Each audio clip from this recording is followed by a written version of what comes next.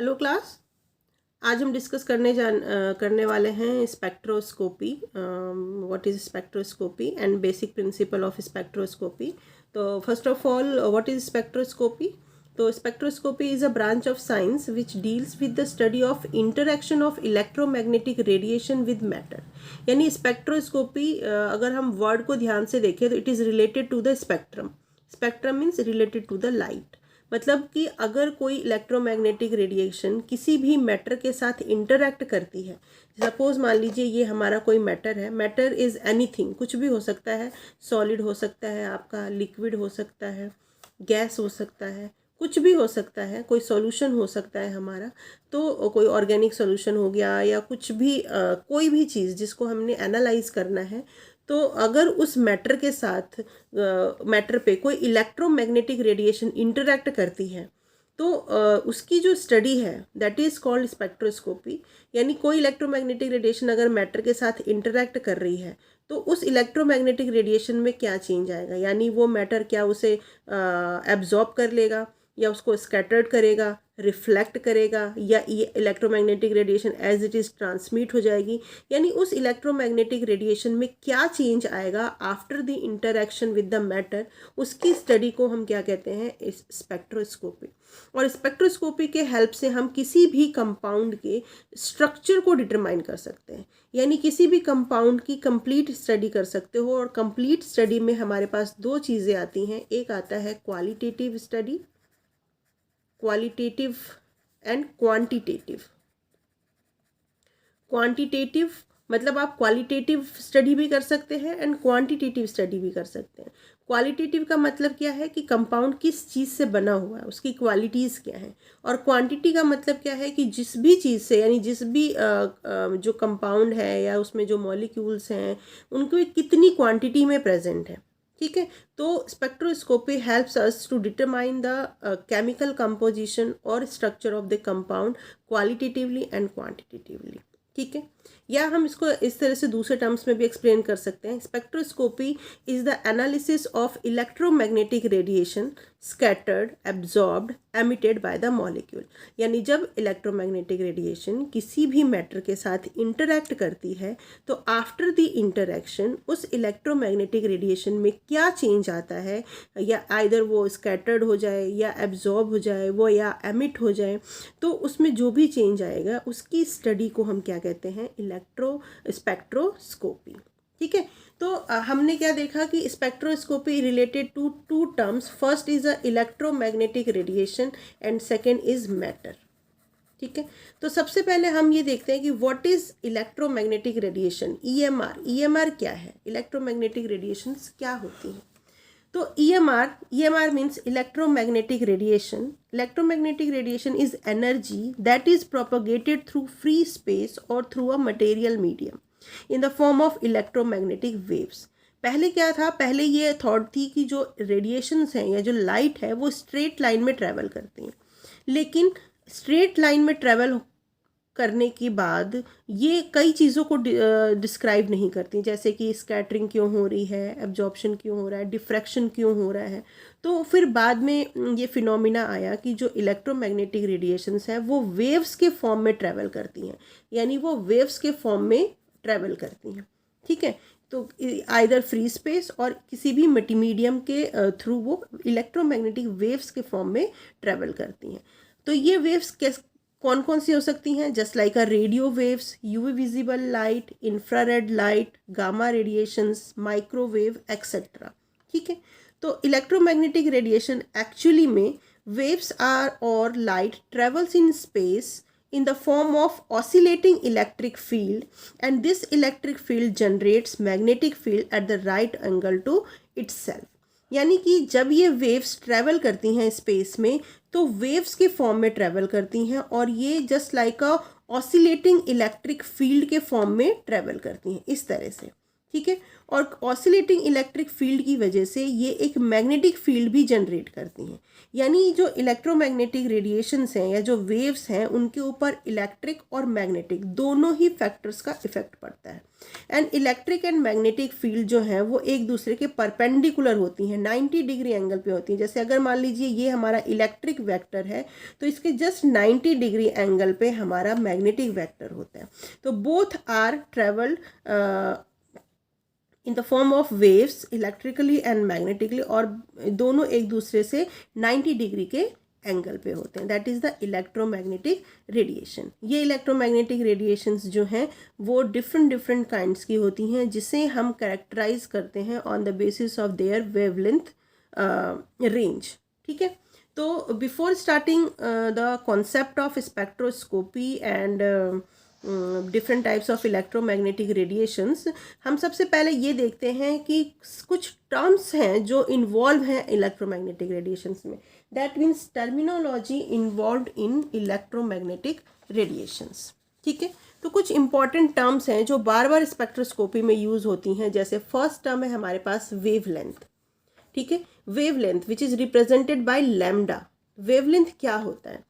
Wavelength is distance between the two consecutive crust or troughs in a particular wave is called wavelength। जैसे मान लो अभी मैंने आपको बताया कि जो लाइट है वो वेव्स के फॉर्म में ट्रेवल करती हैं।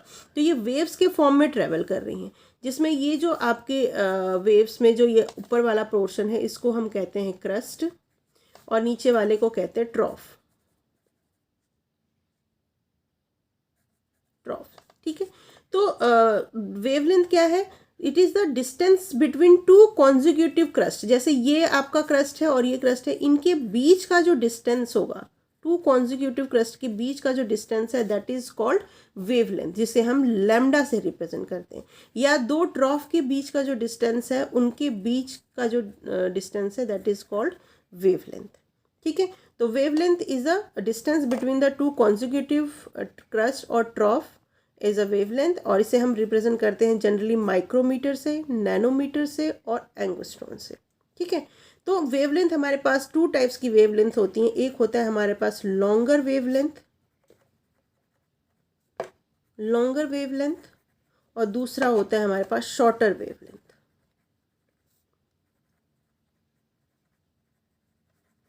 लॉन्गर वेवलेंथ का मतलब क्या है कि जो वेवलेंथ होंगी वो काफ़ी लॉन्ग होंगी, यानी डिस्टेंस काफ़ी ज़्यादा होगा। अगर हम इस तरह से बात करें तो इनके बीच का जो डिस्टेंस है वो काफ़ी ज़्यादा है, इसे हम लॉन्गर वेवलेंथ कहेंगे। और शॉर्टर वेवलेंथ का मतलब क्या है कि वेव्स जो है वो काफ़ी शॉर्टर है, मतलब इनके बीच का जो डिस्टेंस है वो काफ़ी कम है। तो हमारे पास टू टाइप्स की वेवलेंथ्स होती हैं। एक होता है हमारा लॉन्गर वेवलेंथ और दूसरा होता है shorter wavelength, and they are inversely proportional to the energy and frequency. यानी वेवलेंथ जितनी लॉन्ग होगी उसकी एनर्जी उतनी ही कम होगी। यानी wavelength is inversely proportional to the energy as well as wavelength is inversely proportional to the frequency. ठीक है। वो कैसे होंगे अभी हम डिस्कस कर लेते हैं। तो we have two types of wavelength, longer and shorter. ठीक है। Now second term is frequency. Frequency is represented by nu. ठीक है। तो फ्रीक्वेंसी क्या है? Frequency is the number of waves which pass through a given point in 1 second.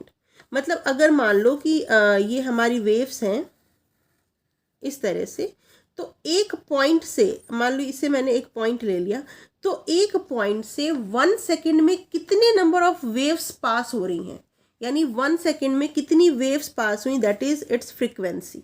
तो जितनी shorter wavelength होंगी, अगर हम यहाँ पे बात करें कि शॉर्टर वेवलेंथ है तो एक सेकेंड में ज़्यादा नंबर ऑफ वेव्स क्रॉस करेंगी, यानी उसकी फ्रीक्वेंसी क्या होगी, ज़्यादा होगी। और अगर आप लॉन्गर वेवलेंथ की बात करते हो तो एक सेकेंड में, क्योंकि वेवलेंथ बहुत लॉन्ग है, वेव्स लंबी हैं, तो एक सेकेंड में कम वेव्स क्रॉस करेंगी, तो इनकी जो फ्रीक्वेंसी होगी वो कम होगी। तो जनरली शॉर्टर वेवलेंथ की फ्रीक्वेंसी जो होती है वो हाई होती है और लॉन्गर वेवलेंथ की फ्रीक्वेंसी कम होती है। इसलिए मैं आपको कह रही हूँ कि wavelength is inversely proportional to the frequency. ठीक है। और फ्रीक्वेंसी को हम किससे रिप्रेजेंट करते हैं? साइकिल पर सेकेंड, हर्ट्ज और सेकेंड इनवर्स से। तो फ्रीक्वेंसी क्या है कि एक पर्टिकुलर पॉइंट से 1 सेकेंड में कितने नंबर ऑफ वेव्स क्रॉस करती हैं, that is the frequency of the wavelength. Now third one is wave number, जिसे हम रिप्रेजेंट कर रहे हैं न्यू बार से, ठीक है। Wave number is nu bar. तो वेव नंबर क्या होता है? It is the total number of waves that are present in unit length 1 centimetre. यानी कि अगर एक ये हमारा 1 सेंटीमीटर है तो 1 सेंटीमीटर में कितने नंबर ऑफ वेव्स प्रेजेंट हैं। मान लीजिए ये हमारी रेंज हो गई 1 सेंटीमीटर की, तो 1 सेंटीमीटर में कितने नंबर ऑफ वेव्स प्रेजेंट हैं, वो क्या हो गया उसका वेव नंबर। तो सेम एज जितनी शॉर्टर वेवलेंथ होंगी उतने ज़्यादा वेव्स 1 सेंटीमीटर में आएंगे, और जितनी लॉन्गर वेव्स लेंथ होगी उतने ही कम वेव्स 1 सेंटीमीटर में आएंगे।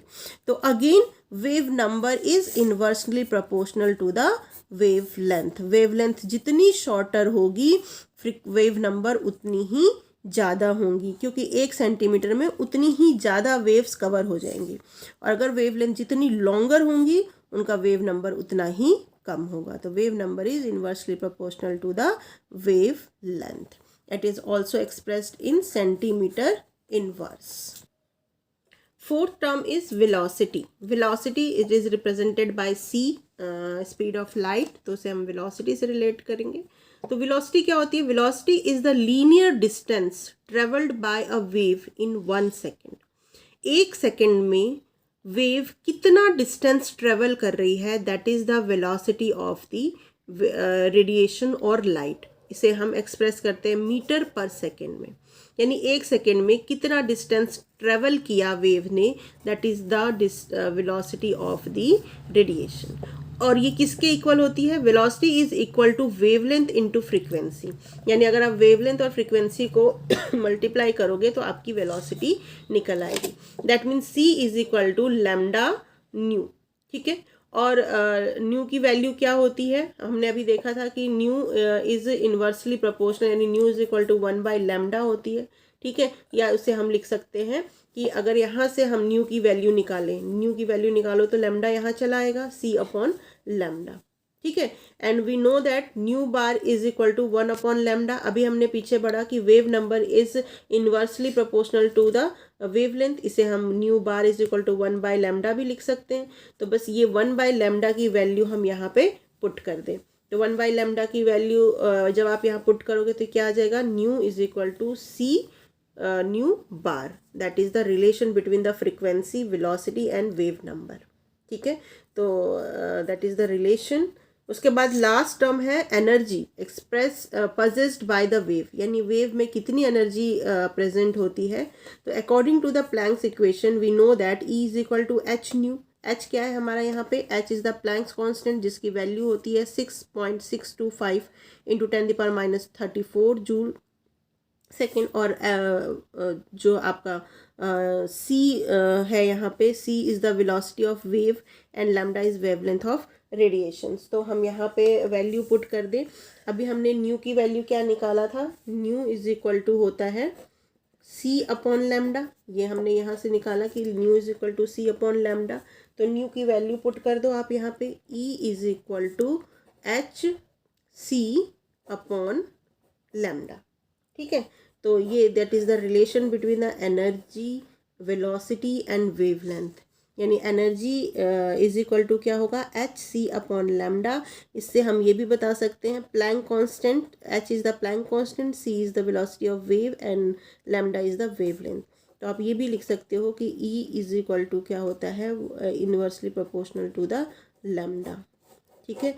तो इन जो वेवलेंथ होगी जितनी ज़्यादा होगी एनर्जी उतनी ही कम होगी, यानी जितनी लॉन्गर वेवलेंथ होगी एनर्जी उतनी ही कम होगी। These are the terms which are involved in electromagnetic radiations, जिससे हम इलेक्ट्रोमैग्नेटिक रेडिएशन को एक्सप्लेन कर सकते हैं। नाउ अब हम डिस्कस करते हैं बेसिक कॉन्सेप्ट और बेसिक प्रिंसिपल ऑफ स्पेक्ट्रोस्कोपी। तो basic principle of spectroscopy discuss करने से पहले हम ये देखते हैं कि ये स्पेक्ट्रम ओरिजिन कहाँ से होता है, स्पेक्ट्रम कहाँ से ओरिजिनेट होगा, ठीक है, और स्पेक्ट्रम होता क्या है। तो that is our topic is origin of spectrum. तो a spectrum originate due to interaction of matter with EMR। अभी हमने डिस्कस किया था स्पेक्ट्रोस्कोपी में कि जब इलेक्ट्रोमैग्नेटिक रेडिएशन किसी भी मैटर के साथ इंटरैक्ट करती है, ठीक है, तो जो इलेक्ट्रोमैग्नेटिक रेडिएशंस में चेंजेस होते हैं उनकी स्टडी को हम स्पेक्ट्रोस्कोपी कहते हैं। और जब ये इंटरैक्शन होता है तो स्पेक्ट्रम ओरिजिनेट होते हैं, ठीक है। तो spectrum is originate due to interaction of matter with EMR, electromagnetic radiation, and different type of radiations interact with matter or molecule in different manner by including change in different types of energy level। क्योंकि जो electromagnetic radiations हैं उसमें different kinds की radiations present होती हैं जिनकी अपनी एक पर्टिकुलर वेवलेंथ रेंज है। तो डिफरेंट तरह की रेडिएशन जब इंटरेक्ट करेंगी तो डिफरेंट तरह की चेंजेस होंगे। तो इस टेबल के थ्रू हम ये देखते हैं कि किस टाइप के चेंजेस होते हैं और उसी के अकॉर्डिंग हम स्पेक्ट्रोस्कोपी को डिवाइड करते हैं। तो सबसे पहले है जस्ट लाइक एक्सरे। अगर इलेक्ट्रोमैग्नेटिक रेडिएशन में एक्सरे है, ठीक है, तो एक्सरेज जो हैं इनकी जो वेवलेंथ रेंज होती है वो 10 पिकोमीटर टू 10 नैनोमीटर होती हैं, यानी इनकी जो वेवलेंथ है वो काफ़ी शॉर्टर वेवलेंथ है। शॉर्टर वेवलेंथ का मतलब क्या है कि इनकी एनर्जी और इनकी जो फ्रिक्वेंसी होती है वो काफ़ी हाई होती है, ठीक है। तो यहाँ पे जो रेडिएशंस को अरेंज किया गया है वो अकॉर्डिंग टू द इंक्रीजिंग कह सकते हैं according to the decreasing energy और फ्रिक्वेंसी अरेंज किया गया है। यानी शॉर्टर वेवलेंथ को हमने सबसे पहले लिया है। शॉर्टर वेवलेंथ है इसका मतलब एनर्जी काफ़ी हाई है, तो इनमें जो ट्रांजिशन होता है इलेक्ट्रॉनिक ट्रांजिशन होता है, ठीक है। तो ये कोर ऑर्बिटल से इलेक्ट्रॉन को एक्साइटेड करते हैं। तो it is a electronic spectroscopy type of spectroscopy, यानी ये एक इलेक्ट्रॉनिक स्पेक्ट्रोस्कोपी का एग्जाम्पल, यानी इलेक्ट्रॉनिक स्पेक्ट्रोस्कोपी में एक्सरेज को हम यूज़ करते हैं। Next is a UV visible UV radiations. UV का फुल फॉर्म है अल्ट्रावायलेट रेडिएशंस, जिनका जो वेवलेंथ रेंज है वो 180 नैनोमीटर से लेकर के 400 नैनोमीटर होता है, ठीक है। तो इनका भी जो वेवलेंथ है वो शॉर्टर वेवलेंथ है, यानी कि इनकी भी फ्रिक्वेंसी हाई होगी। तो फ्रिक्वेंसी और एनर्जी हाई होने की वजह से these are also shows electronic transition, और ये वैलेंस ऑर्बिटल्स में जो इलेक्ट्रॉन प्रेजेंट होते हैं उन्हें एक्साइटेड करते हैं और उनमें ट्रांजिशन शो करते हैं। तो this is also the type of electronic spectroscopy, ठीक है। इसी तरह से हमारा नेक्स्ट रेडिएशन है विजिबल रेडिएशन, विजिबल लाइट, जो हम अपने आईज से देख सकते हैं। विजिबल लाइट को हम देख सकते हैं और इनकी जो रेडिएशंस की जो वेवलेंथ रेंज है वो है 400 टू 800 नैनोमीटर, और ये भी इलेक्ट्रॉनिक ट्रांजिशन करते हैं, यानी this is also the type of electronic spectroscopy. Valence orbital के इलेक्ट्रॉन को ये एक्साइटेड कर सकते हैं। नेक्स्ट इज IR का फुल फॉर्म है इंफ्रारेड रेडिएशंस। इनका जो वेवलेंथ रेंज है वो 800 नैनोमीटर से 1 मिलीमीटर है। क्योंकि इनकी वेवलेंथ काफ़ी लॉन्गर वेवलेंथ है, दैट मीन्स कि इनकी एनर्जी कम होगी, फ्रिक्वेंसी कम होगी, तो ये वाइब्रेशनल और रोटेशनल ट्रांजिशन करते हैं। तो इन्हें हम वाइब्रेशनल रोटेशनल स्पेक्ट्रोस्कोपी कहते हैं या IR स्पेक्ट्रोस्कोपी कहते हैं। Next is a microwave. इनका रेंज है 1 to 100 मिलीमीटर। इनकी एनर्जी काफ़ी कम होती है क्योंकि काफ़ी लॉन्गर वेवलेंथ की रेडिएशन है, तो ये सिर्फ रोटेशनल ट्रांजिशन करते हैं, इसलिए इनको हम रोटेशनल स्पेक्ट्रोस्कोपी या माइक्रोवेव स्पेक्ट्रोस्कोपी कहते हैं। And last one is radio waves. इनकी एनर्जी बहुत कम होती है और जो वेवलेंथ रेंज है वो 100 मिलीमीटर टू 80,000 मीटर होता है, यानी काफ़ी लॉन्गर वेवलेंथ की रेडिएशन है और एनर्जी बहुत कम होती हैं, और ये जनरली स्पिन ओरिएंटेशन में पार्टिसिपेट करते हैं, यानी इन्हें हम NMR स्पेक्ट्रोस्कोपी में यूज़ करते हैं। तो these are the types of electromagnetic radiations according to their wavelength, ठीक है। नाउ अब हम आते हैं हमारे बेसिक प्रिंसिपल ऑफ स्पेक्ट्रोस्कोपी पे। बेसिक प्रिंसिपल क्या है स्पेक्ट्रोस्कोपी का? आपको किसी भी टाइप की स्पेक्ट्रोस्कोपी पढ़ लो, either UV visible spectroscopy, IR spectroscopy, NMR, कोई भी स्पेक्ट्रोस्कोपी पढ़ लो, सभी में का जो प्रिंसिपल है वो कॉमन है कि जब इलेक्ट्रोमैग्नेटिक रेडिएशन किसी भी मैटर के साथ इंटरेक्ट करती हैं तो क्या होगा। Now the basic principle of spectroscopy is that electromagnetic radiation provides energy equal to the energy difference between the energy levels corresponding to the excited state to ground state, which is equal to delta E is equal to h nu, where h is the Planck's constant and nu is the frequency of radiation. तो ये जो यहाँ पे lines लिखी हुई हैं, इसका मतलब क्या है कि जब मॉलिक्यूल या ऑर्बिटल में जो इलेक्ट्रॉन्स प्रेजेंट हैं, जब वो अपने ग्राउंड स्टेट में होते हैं यानी स्टेबल स्टेट में होते हैं, तो उस टाइम अगर कोई electromagnetic radiation with a particular energy H nu energy के साथ उस मॉलिक्यूल के साथ इंटरेक्ट करती है, तो ये जो मॉलिक्यूल है उसके जो इलेक्ट्रॉन्स हैं वो पर्टिकुलर वेवलेंथ की रेडिएशन को एब्जॉर्ब करते हैं.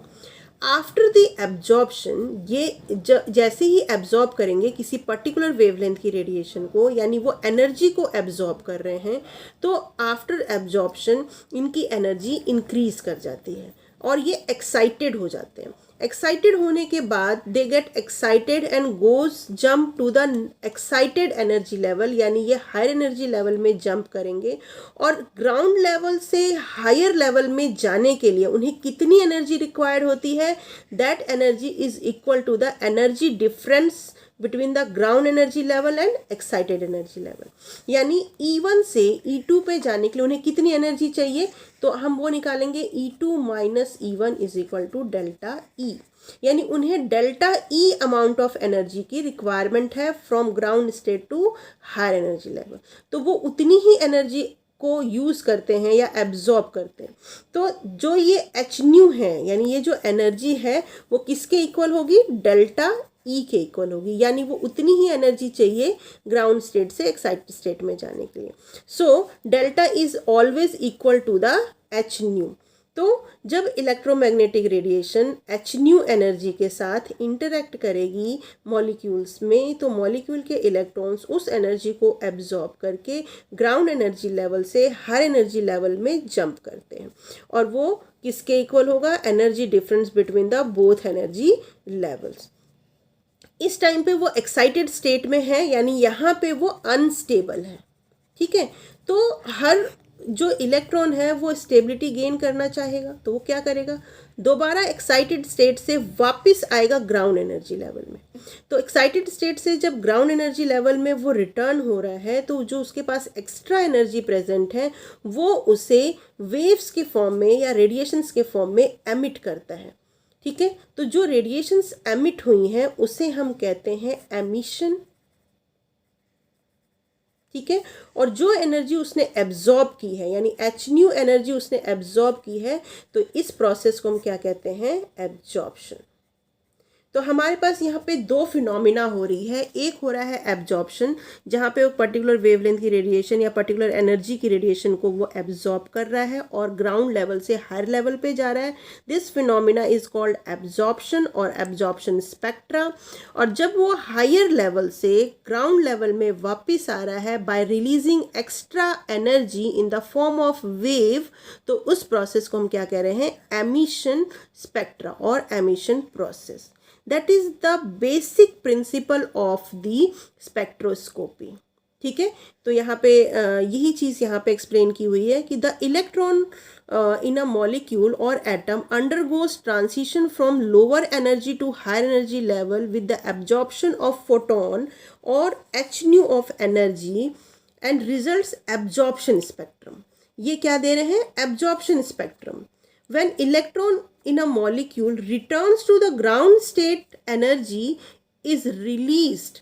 जब excited state से ground state में इलेक्ट्रॉन वापस आ रहा है, तो वो एनर्जी को रिलीज कर रहा है, एमिट कर रहा है. ठीक है, तो इस प्रोसेस को हम क्या कहते हैं, एमिशन स्पेक्ट्रम. इस प्रोसेस को हम क्या कहेंगे, emission spectrum. And energy released और एमिटेड और absorbed is plotted against wavelength. The graph is obtained is called wavelength. यानी कितनी एनर्जी उसने एब्जॉर्ब की या कितनी एनर्जी उसने रिलीज की, जब उसे आप ग्राफ के फॉर्म में प्लॉट करते हो अगेंस्ट द वेवलेंथ. ठीक है, तो उस टाइम पे जो हमें पीक्स मिलती हैं, जो स्पेक्ट्रम मिलता है, उसे हम स्पेक्ट्रम से डिनोट करते हैं. Hence, a spectrum is a plot of intensity of absorption or transmittance of electromagnetic radiation as a function of wavelength over a particular range. यानी कितनी एनर्जी, कितना उसने एब्जॉर्प्शन शो किया, उसे आप लो वाई एक्सिस पे, और किस वेवलेंथ की रेडिएशन को उसने एब्जॉर्ब किया वो हम ले एक्स एक्सिस पे. तो जब हम इसके बीच में ग्राफ प्लॉट करते हैं तो हमें जो पीक्स मिलती हैं या जो रिजल्ट मिलता है उसे हम क्या कहते हैं, स्पेक्ट्रम. तो ये जो हमें पीक मिला है इसे हम क्या कहेंगे, एब्जॉर्प्शन स्पेक्ट्रम. ठीक है. और अगर यही हम ट्रांसमिटेंस के फॉर्म में बात करें तो ट्रांसमिटेंस के फॉर्म में यही चीज़ हमें अपोजिट ग्राफ मिलती है. ठीक है.